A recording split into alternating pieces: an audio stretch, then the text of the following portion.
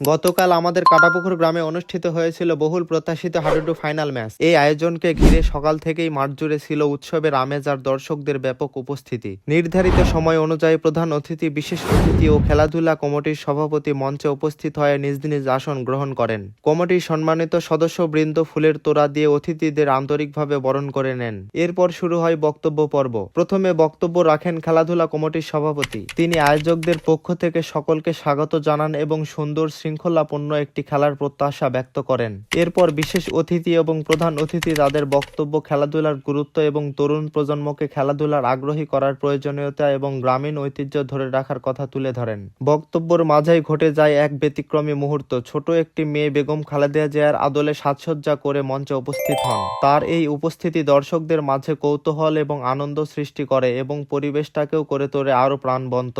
বক্তব্য পর্ব শেষে সভাপতি সকল আমন্ত্রিত অতিথিদের নিয়ে খেলার মাঠে উপস্থিত হন এবং আনুষ্ঠানিকতাভাবে ফিতা কেটে খেলার উদ্বোধন করেন। উদ্বোধনের সঙ্গে সঙ্গেই দুই দল সোনাকুল বনাম সিধইল বোম্বরের খেলোয়াড়রা মাঠে প্রবেশ করেন। খেলা শুরু হতেই মাঠ জুড়ে ছড়িয়ে পড়ে টানটান উত্তেজনা। দুই দল দারুণ কৌশল এবং সাহসিকতার পরিচয় দেন। সোনাকুল দল আগের ম্যাচগুলোর মতো আজও ভদ্রতা এবং খেলোয়াড় সুলভ আচরণের উজ্জ্বল দৃষ্টান্ত স্থাপন করেন। অন্যদিকে সিধইল বোম্বর দলও সমান তালে লড়ে যান।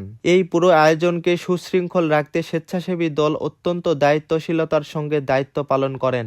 একইভাবে ম্যানেজিং কমিটিও আয়োজনের প্রতিটি দিক সুন্দরভাবে পরিচালনা করে, যা প্রশংসার যোগ্য।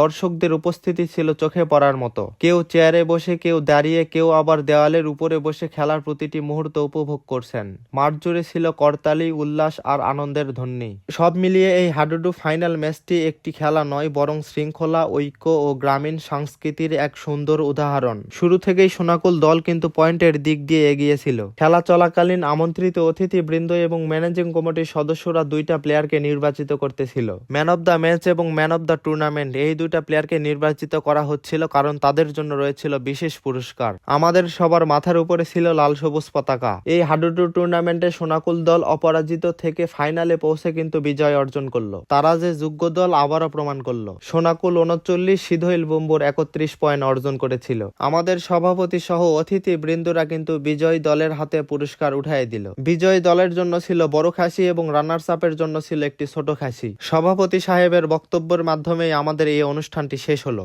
এরপরে আমরা অতিথি আপ্যায়নের একটু ব্যবস্থা করছিলাম। আমাদের গ্রামে যেহেতু আমরা 2 দিন ব্যাপী অনুষ্ঠান আয়োজন করছিলাম, একদিন কিন্তু ক্রীড়া প্রতিযোগিতা হয়েছিল।